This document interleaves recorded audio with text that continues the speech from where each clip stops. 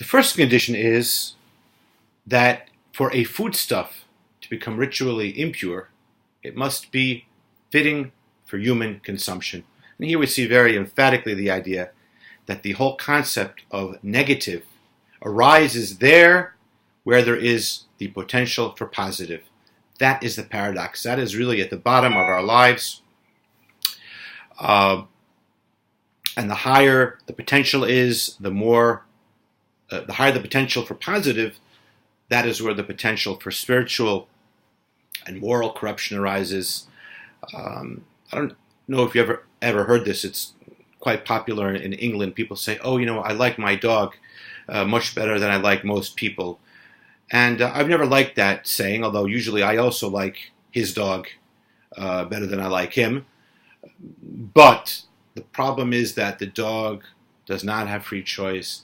The dog does not face moral dilemmas. And it's precisely because of that we like the dog. We don't like the unpredictability of people facing these choices, choosing to be either pleasant to work with or difficult to work with, or both, depending on the mood they woke up in. And of course, that dog is not going to wake up one day in a grumpy mood and be mean one day or something like that. And so this is, that it's missing the whole beauty of life. And we people who can wake up some days and be in a really bad mood and not speak nicely, we can also apologize, we can improve ourselves.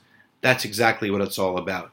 So it's about this ma'achal adam in Hebrew, food for man, and adam, which is what we are, a very high standing, also, of course, comes from the word earth, adama, because man was created from the earth, and also has this opposite side of the spectrum, the very highest, adama, le'elyon. Adam means from the root domet, to be similar to the divine, because we possess this relationship and kinship with divinity.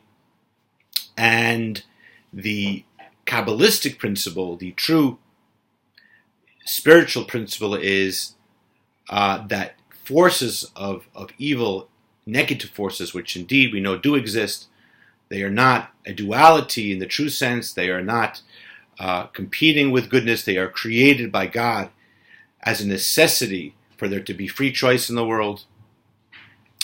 It is these forces which tempt us towards wrongdoing, which bring out the whole possibility of a moral decision-making process. It is this negative around us that creates the possibility for skepticism, but also creates the possibility to transcend skepticism and not to lose hope, and to build our hope and to try to improve things.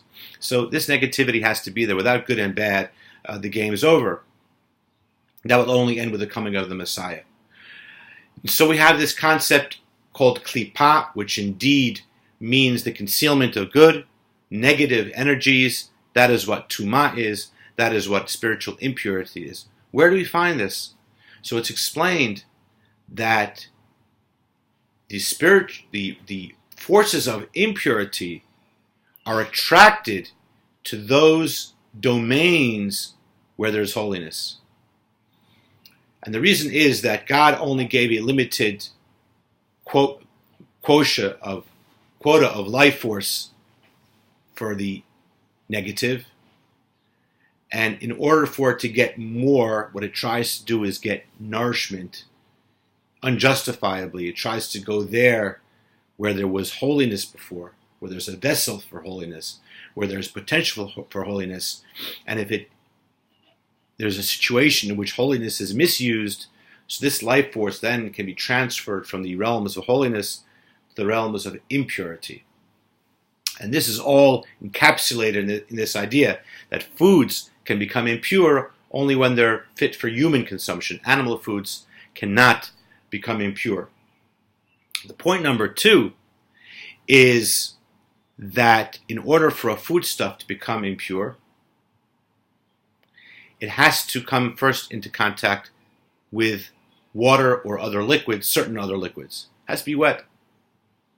So let's, for the moment, consider a source of impurity, for example, contact with a corpse, the classic case, because purity in Judaism is connected with the idea of life. Death is the other pole. So as we know, if one touches a corpse, it becomes ritually impure. For most of us, that may not be a problem. Again, to illustrate this point, for the Kohen, who is a member of a higher spiritual group, who has higher standards, that is why a Kohen may not enter a cemetery. The rest of us can. We may have other issues. We can't go into the temple, for example. We can't have consecrated foods. If we are ritually impure, we can't bring offerings and so on. So let's talk about a food, an apple or a potato that touches a corpse. It will only become ritually impure and then be able to convey this impurity onwards in the instance where it is fit for human consumption. So straw will not do the trick. Straw will never become ritually impure. An apple will, for example. But the apple can only become impure if first water falls on it, as the verse says in Leviticus chapter 11, verse 38, when water will fall upon some kind of seed, some kind of food that grows from the earth, applies to other foods as well.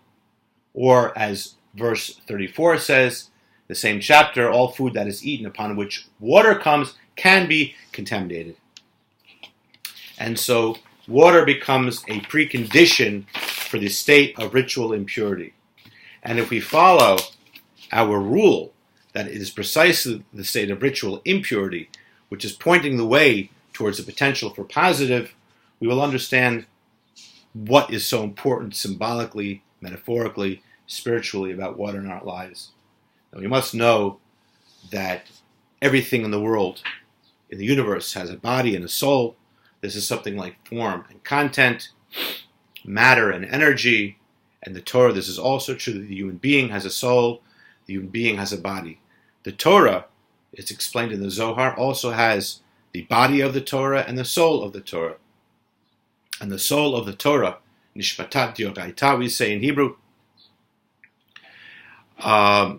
is the inner dimension. So the body of the Torah are the laws, what we're allowed to do, what we're not allowed to do. Those same laws have a spiritual teaching which relates to each one of us, and that is like the soul of the Torah. And we're going to look at the soul of this law about ritual impurity. What is water? Water essentially means to convey. Why? Water flows. First of all, as we know, water flows always from a higher level to a lower level. It always seeks the lowest point. Water is always moving. And that we will see is the whole idea that something being elevated per se by virtue of what it is not enough.